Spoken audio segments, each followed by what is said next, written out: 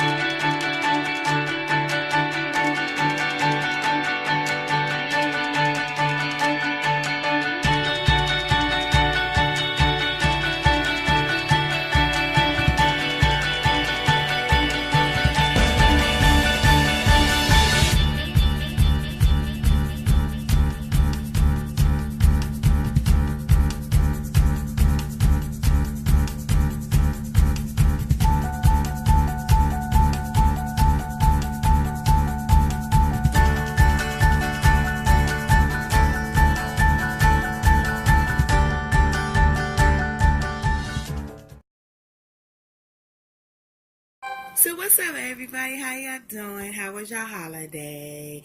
That's good. Mine was great. New Year's was good. I was at work. So let's get right into symptoms, guys, like we always do. Alright, I wanted to clear something up first for my last video. I think it was 10 weeks. I had watched it all the way through. I was a little scatterbrained. So when I was talking about switching from OB, I said doula instead. I meant to say we have a midwife now and a doula. So that's what I meant to say in the whole last video. And I think I said it at the end. So sorry about the technical terms. I don't mean to be mean and stuff. So I'm trying to fix that. So there was another thing that I was talking about. Oh, breastfeeding. I didn't really go into detail because as you know, I record a lot on my phone. I do all my videos on my phone because I don't have a camera. So when I have to stop and pause, or sometimes I have to stop and I have to do a whole new video. So what I was saying was that a couple years ago, I think it's been about, I had my surgery done, I want to say about 17. So 18, 19, 20, 21, 22, 23, 24, 25, 26, 27, 28, 29. Okay, it's been about almost 7.5 years since I had a breast reduction done. Okay, so I'm going to go in a little bit quick of this and then we can go right into symptoms. Okay, I had a breast reduction done. I had very big breasts when I was growing up. And it was starting to make an indentation into my ribs. So they were starting to crush my ribs. So the doctor was like, it might have been best just to do a breast reduction. And my insurance paid for it. So what happened was, the story goes that my mom said while I was in surgery, I had a lot of bleeding. I'm usually a heavy bleeder anyway.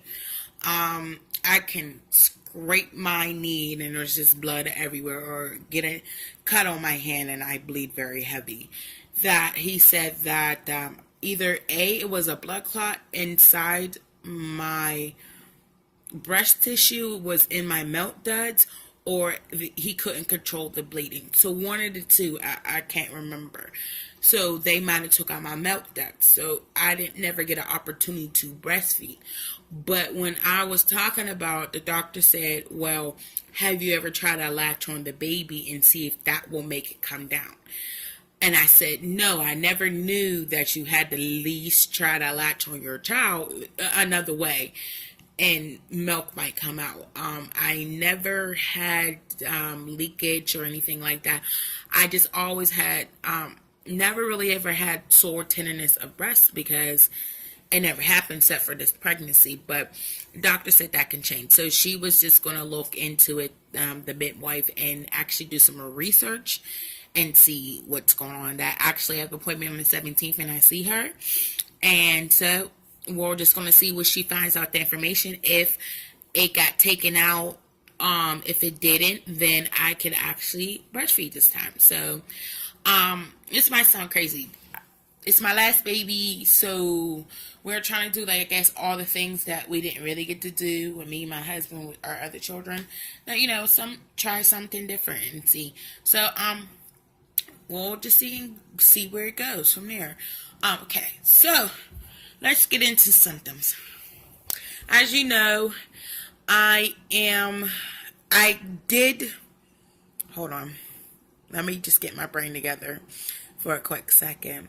Symptoms are dying down a little bit, so we can go into the information later. We can talk about that later. So let's see what I'm still having. I am still congested.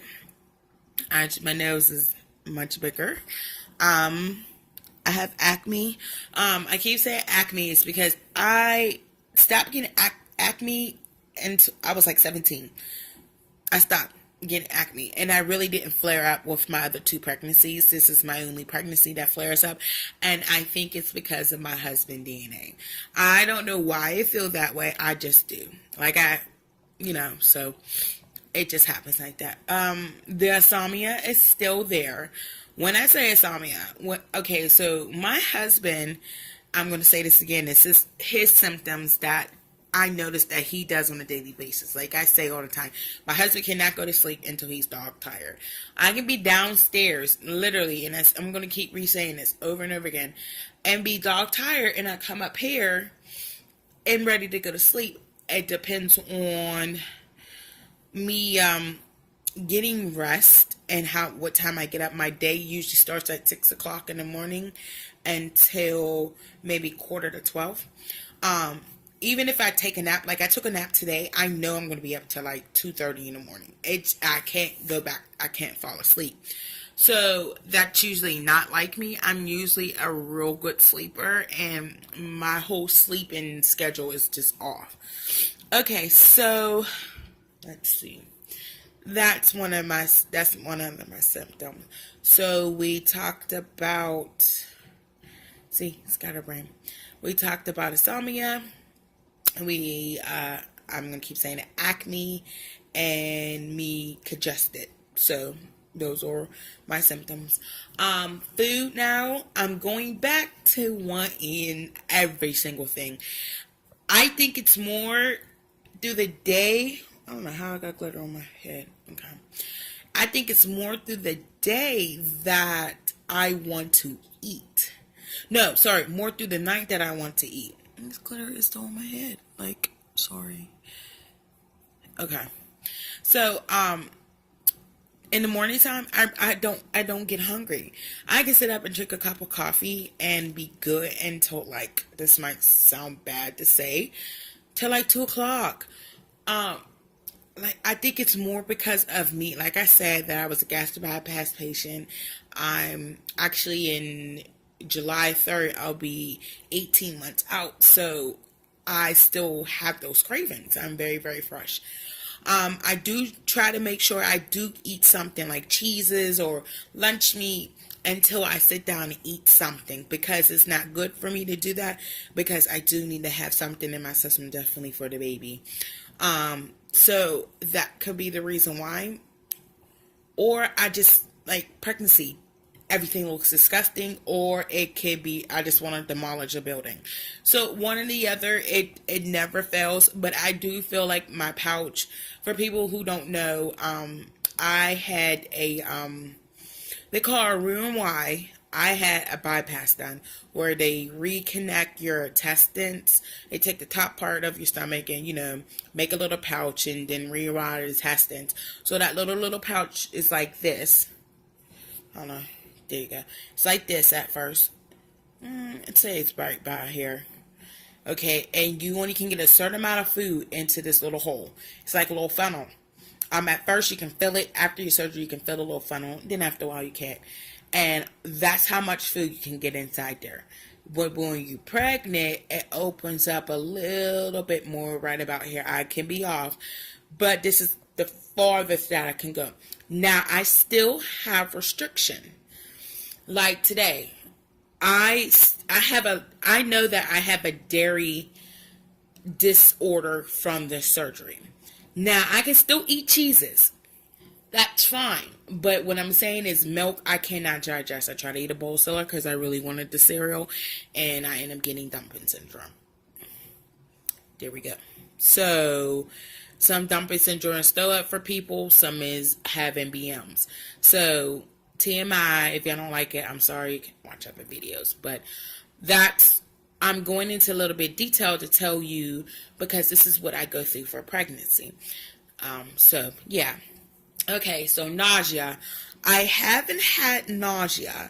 I only had nausea for smells now. Just smells. No, just whiffs of nausea anymore because of sometimes it just has been. Now I don't throw up because you gotta realize I don't have a gag reflex. So that goes back to the dumping syndrome. When I say that I have morning sickness, my morning sickness is my dumping syndrome. So if you can follow me when I'm saying and leave a comment and questions that anybody who understands of what I go through, mine can be having diarrhea and won't stop until it's all out of my system. So that's my morning sickness. So if y'all can kind of understand, it that's what happened when the nausea came. I would feel nausea, I feel like I wanted to throw up, dry heave a little bit, and it doesn't work that way, and then it will come out as diarrhea. So, yeah. I haven't had it in the while. It only happens with smells now. Like I said, in my last video, I had a big issue with my husband's cologne. It really drives me crazy. Another thing that brings nausea on is my daughter's BM. Like I said, I'm an 8. I can deal with it at work, but at home it's just so strong. Like it's caught in my throat. It's just nasty. So a lot of times if my husband's home, he'll do the changing where we're trying to get her. She's potty trained. She knows what the bathroom is. She knows to go. I just think I need to sit down and get her constantly on a routine and get my husband on a routine, and it will really work. But she knows to go to the bathroom, so either or she'll do. But she'll be starting school soon, so I need to kind of move this thing along. All right, let me think. Pregnancy brain. Yes, I've lately been writing everything down that I've been forgetting, or make a little note of every appointment I have on my phone and my calendar, because I will literally forget it. I don't understand. It's just there. Like, it's worse than it was with my girls. Like, I'm just ready to go on my, app store and download some brain games because it's just getting really bad. I'm sorry if I look like I'm fidgeting in this bra. It needs to actually come off TMI. It's itching me. Okay, so,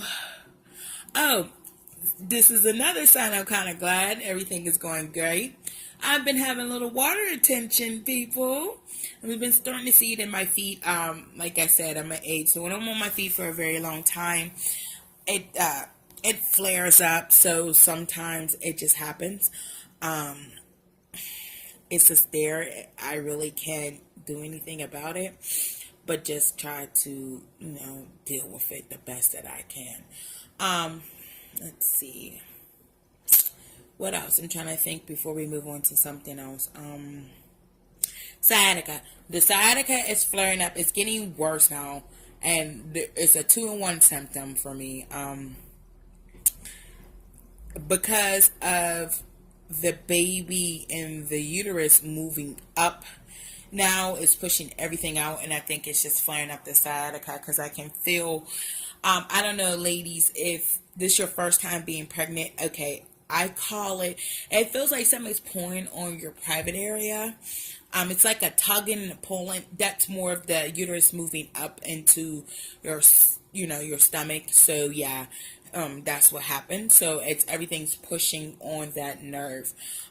There's nothing that I could really do about it. The only reason why I knew I had sciatica flare up was from my second pregnancy. It got real bad where I was on the walker, and cause I could fall. That's how, like, my leg was giving. Sorry about that, guys. Every time I try to make this video, it just seems like everybody's like calling or get anything. So if you hear a little music in the background, I apologize. So what I was saying, yeah, I was on a walker with my child when I was pregnant with my youngest. Um, and my leg just gave out on me, so they ended up putting me on a walker first. Before that, they gave me the walker, and then they did a scan on my leg and see if it wasn't a blood clot. So it goes away right after pregnancy. I don't have it once the baby's born. Everything, it just stops. So it just happens. And then they wanted me to go to rehab for it, rehab therapy. It just made it worse. It really didn't help. Excuse me. It just made the feeling worse. Yeah, so it just really didn't help. I talked to a couple of my friends who are nurses at my job, and there was nothing that I could really do. And the only thing that kind of helps it where it doesn't ache, if I take some Tylenol. It kind of like no extra strength, just regular plain Tylenol, and it just helps. And sometimes I just go through the pain, but that's about it. I think that's it for my symptoms. So, okay. So let's get into a little bit of different things. The first thing we can talk about. Okay.